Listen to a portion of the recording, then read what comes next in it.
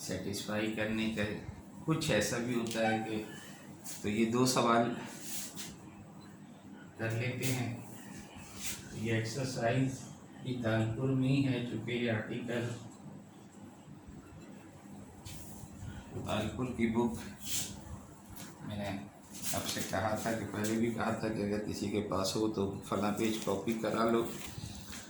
और यहाँ भी मैं आपसे यही कहूँगा कि ये पेज नंबर है 98 एंड 99, एक्सरसाइज पेज नंबर 98 पर है ये एक्सरसाइज। ये पूछा गया है कि अगर if F X question number 1 का फर्स्ट पार्ट है, if F X is X raise to power 1/3 and G x is -1 and B is 1, तो चेक करना है कि क्या ये function mean value theorem valid है इस फंक्शन पर या नहीं। तो मीन वैल्यू थ्योरम वैलिड है या नहीं, इसका मतलब ये है कि आपके पास सी नहीं है, ए मौजूद है, बी मौजूद है, एफ एक्स मौजूद है, ये मीन वैल्यू थ्योरम है। यहाँ पर सी नहीं है तो सी निकाल लो। सी निकालना है, अगर सी ए बी के दरमियान में है तो वैलिड है, और अगर सी नहीं आता या अगर आता है तो ए बी के दरमियान में नहीं आता, in not in between A and B, तो आप कह देंगे कि इनवैलिड है। तो आपको करना क्या है, बस ये करना है कि ए मौजूद है, बी मौजूद है, f a f b f dash, तो डेरिवेटिव ले लो, या पहले एफ ए एफ बी निकाल लो।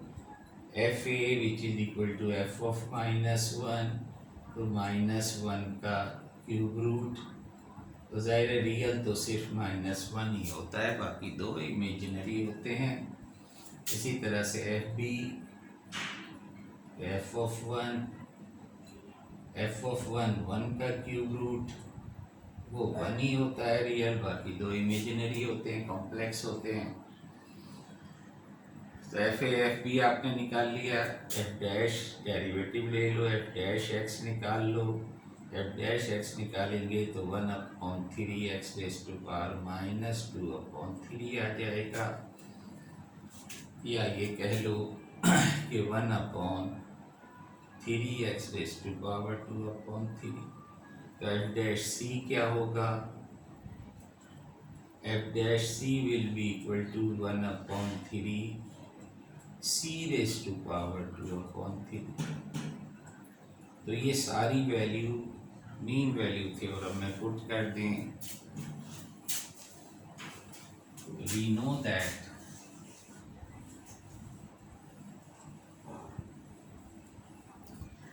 No that f dash c is equal to F of B minus F of A divided by b minus a. F dash c आपके पास आया है 1/3 c raise to power 2/3। F b आपके पास आया है 1, F A आया है -1, बी आपके पास है 1, ए आपके पास है -1, तो 1 + 1/1 + 1 यानी कि 1 आ गया। तो सी को उधर ले जाएं, या ये कह लो आपके सी रेज टू पावर 2/3, सी को उधर ले जाओगे तो ये 1/3 के इक्वल आ जाएगा। So you have to find the value of c. तो बेहतर है कि आप सी कैसे निकालेंगे कि इसकी पावर के रेसिप्रोकल से दोनों तरफ मल्टीप्लाई कर दो, तो you will have c raised to power 2/3 the whole 3/2, and this is equal to 1/3 का whole 3/2। तो ये इस तरह से पावर रिमूव हो जाएगी, और यहाँ सिर्फ आपके पास c बच जाएगा, और राइट हैंड साइड पर आपके पास है 1/3√3। 3/2 का मतलब है 1/3√3। तो क्या ये -1 से ग्रेटर है? Yes, this lie between -1 is less than 1/3√3, क्योंकि ये पूरा जो है 1 से लेस है, तो बल्कि open interval. Hence therefore mean value theorem is valid on the given function under the given condition। एक तो इस किस्म का सवाल है, और एक सवाल और करते हैं। अभी हम ये उतार लो।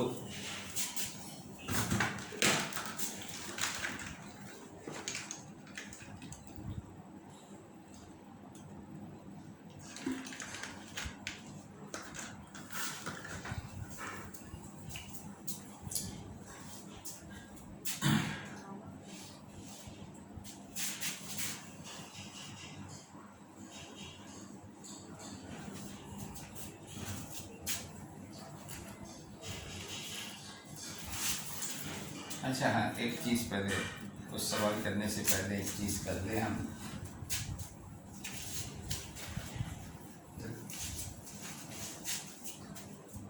कि ये जो एक फॉर्म हमने लिखी थी मीन वैल्यू थ्योरम की, नोट दैट करके इसे अलग से लिख लो। F B is equal to F A plus b minus a f dash c, ये एक फॉर्म हमने लिखी थी। इसमें अगर if we take b is equal to a plus h, तो जाहिर है कि ये आपके पास आ जाएगा f of a plus h will be equal to f of a, ये आपके पास h आ जाएगा। और c जो है, c कहाँ है? चूँकि c since c belongs to a b, यानी इसका मतलब अब c जो है this belongs to a and a plus h के दरमियान है, तो we can write this as a plus theta h, where theta lie between 0 and 1। तो ये जो फॉर्म है ये मीन वैल्यू थ्योरम की लैग्रांज फॉर्म कहलाती है, Lagrange form of mean value theorem. This form is called Lagrange form of mean value theorem। अब सवाल इसी से रिलेटेड है।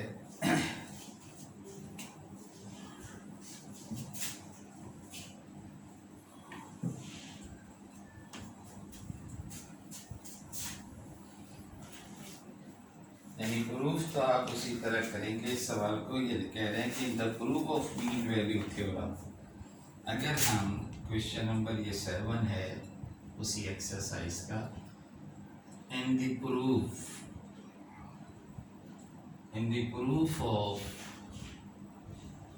Mean value theorem if we take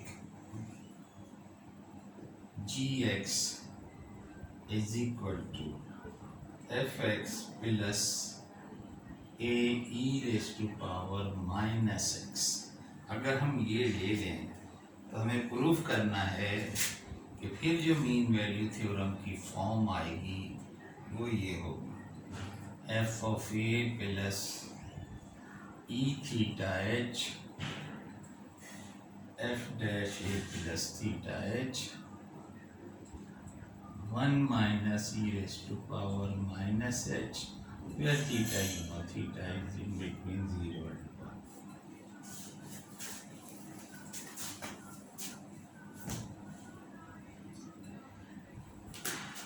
तो बस वही जो प्रूफ है उसमें आप इसको कंसीडर कर दो कि लेट जी एक्स प्रूफ,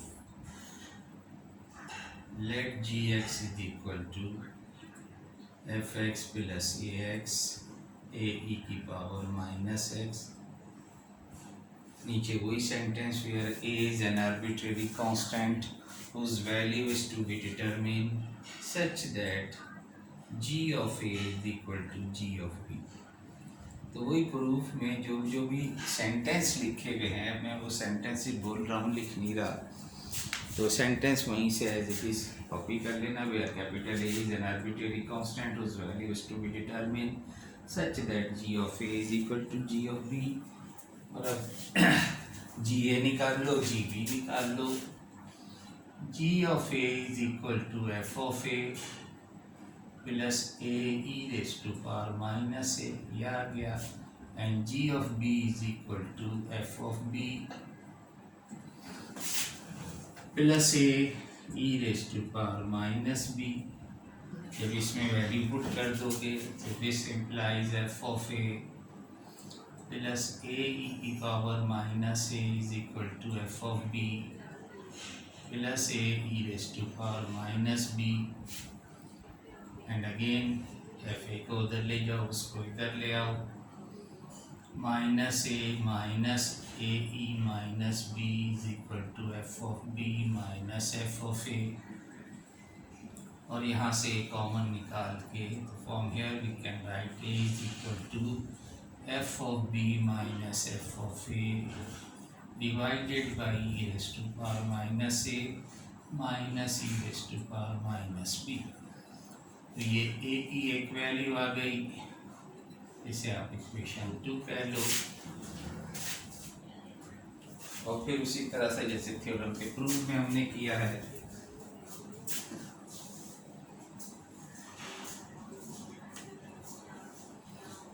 ये मैं यहाँ से लिखा छोड़ रहा हूँ ताकि हम वो फॉर्म निकाल सकें जो हमसे कहा गया है।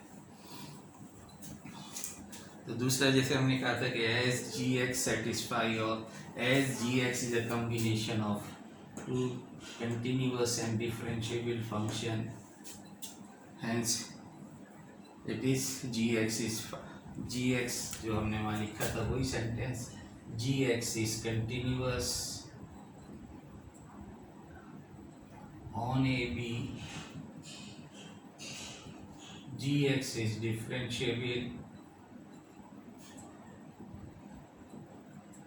on open interval a b, as well as तीसरा point g of a is equal to g of b. So it satisfy all conditions of Rolle's theorem. So according to Rolle's theorem, there exists a number c belongs to a b such that g dash c is equal to 0. तो g dash x निकाल लो, इसको आप equation ए कह लो, या ये 1 कहा हुआ है ना, इसे 1 को आप differentiating 1 equation 1 with respect to x, आपके पास आ जाएगा g dash x is equal to f dash x minus A e raise to power minus x.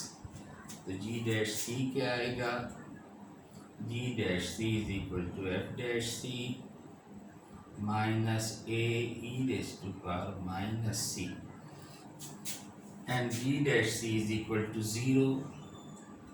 तो यहाँ से आप ए की वैल्यू निकाल लोगे F dash C upon E minus C, which can be written as, चाहो तो ऐसे ही भी फिलहाल रहने दो, चाहो तो आप इसे ऊपर ले जाओ एफ डैश सी। तो ये और आपके पास ए की वैल्यू आ गई, इसको आप इक्वेशन 3 कह लो। तो 2 और 3 को जब कंबाइन करके लिखेंगे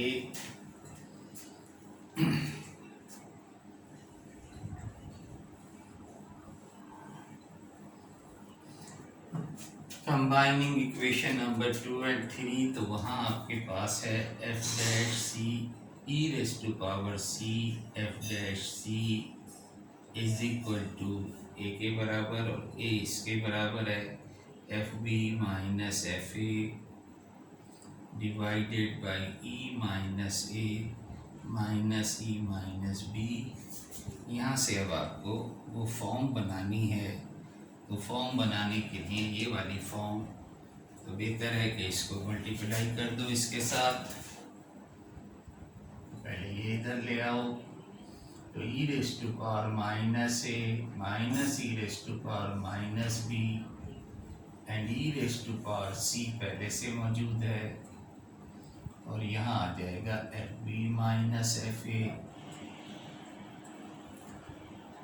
तो एफ ए को भी इधर ले आओगे तो हम इसे लिख सकते हैं F B is equal to F A plus E minus A minus E minus B E C F dash C. Let me call equation 4। तब ये फुल फॉर्म आ गई जो हमने नोट में लिखी हुई है। उसके बाद अभी करें आप कि put b is equal to a plus h and c is equal to a plus theta h, where 0 is less than theta is less than 1। तो जब ये पुट कर देंगे आप इसमें तो ये हो जाएगा एफ ए प्लस एच। ये एफ ऑफ ए तो अपनी जगह मौजूद, E raise to power minus A, E raise to power minus A plus H, B की जगह ए प्लस एच रख दिया और सी की जगह ए प्लस थीटा एच लिख दिया, एफ डैश सी की जगह ए प्लस थीटा एच लिख दिया। तो बस this can be written as f of a 1 minus e minus theta h। e की पावर माइनस ए आपने कॉमन निकाल लिया और e की power a plus theta h पहले से मौजूद है।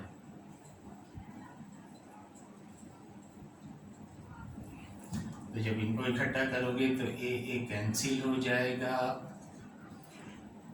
और आपके पास 1 माइनस ई माइनस एच जो फैक्टर आखिर में लिखा हुआ है और ई की पावर यहाँ थीटा एच बचेगा और F dash A plus theta H बचेगा, वेयर जाएगा कि थीटा लाइन बिटवीन 0 and 1। तो दिस प्रूफ ये आ गया है आपके पास।